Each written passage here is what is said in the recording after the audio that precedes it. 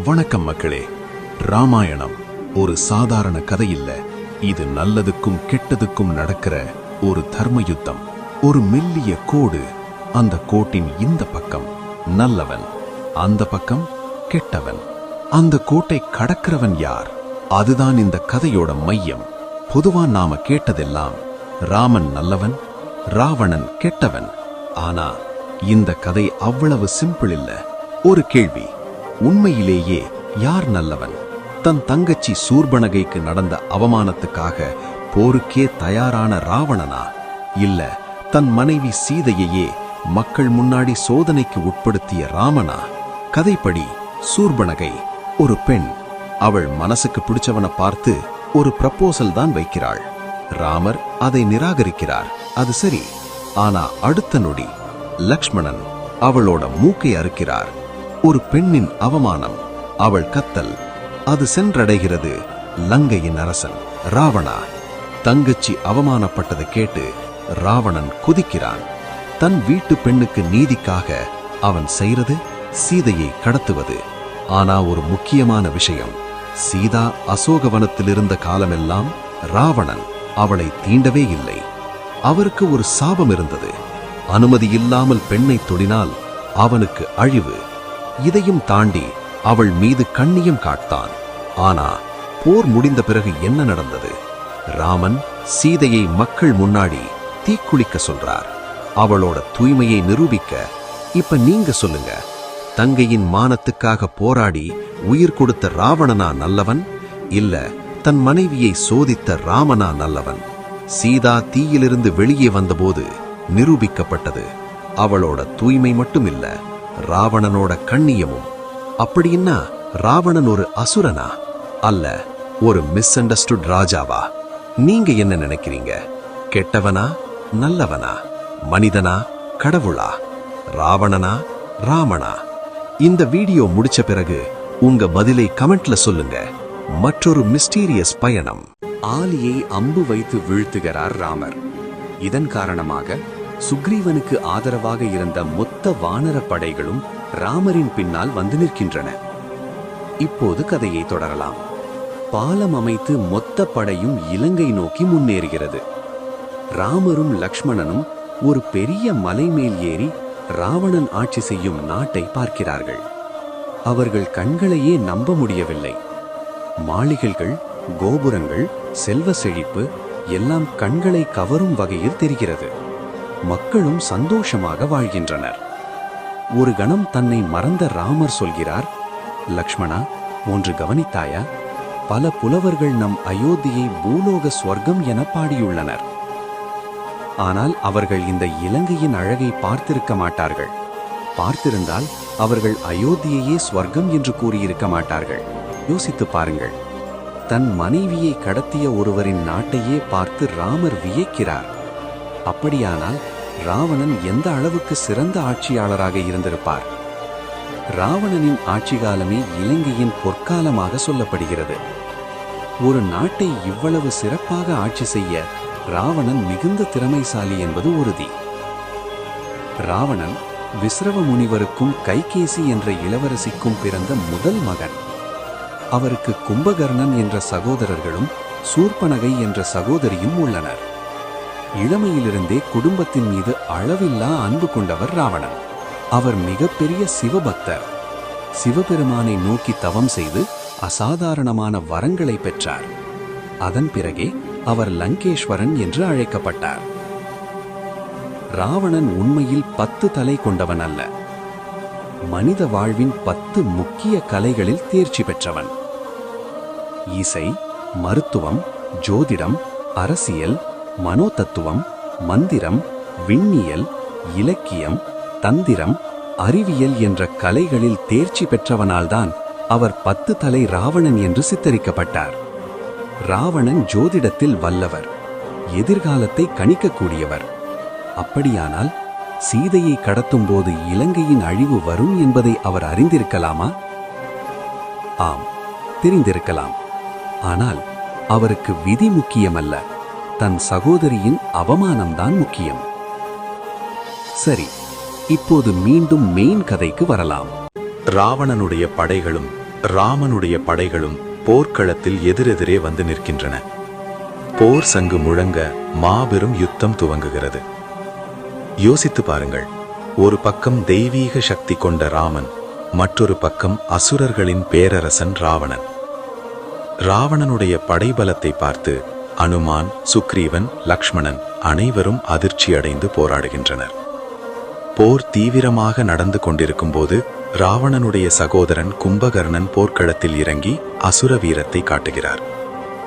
இதற்கிடையில் ராவணனுடைய அழிவு நெருங்கிவிட்டது என்பதை உணர்ந்த அவரின் மற்றொரு சகோதரன் விபீஷணன் ராமனின் பக்கம் சேருகிறார்.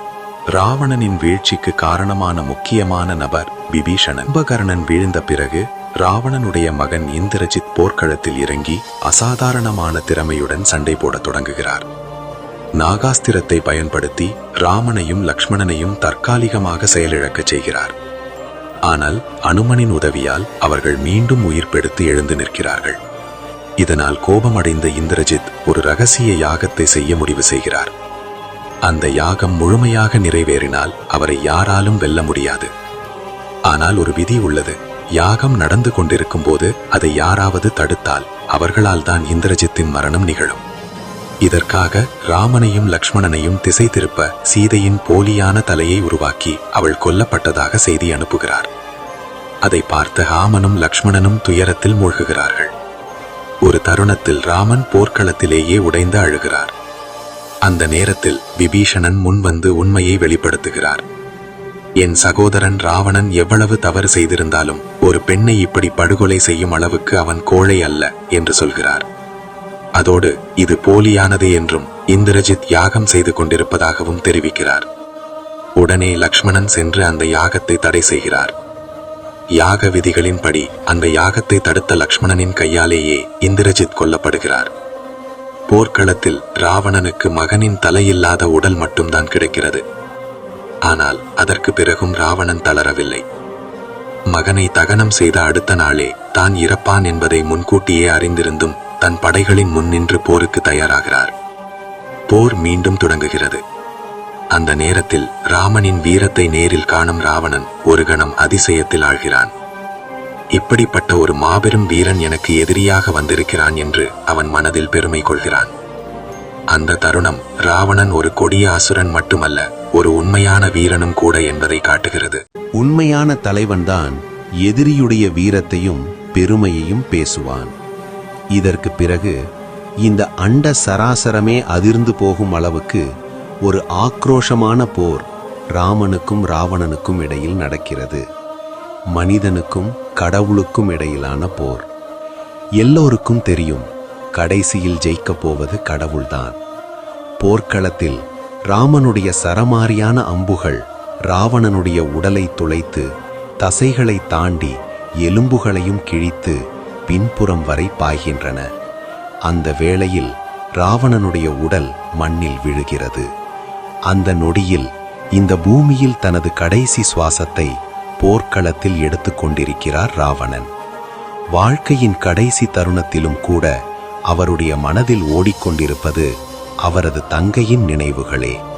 உண்மையில் இந்த மொத்த போர்க்களமும் ஒரு அண்ணன் தங்கை பாசத்தின் வெளிப்பாடுதான்.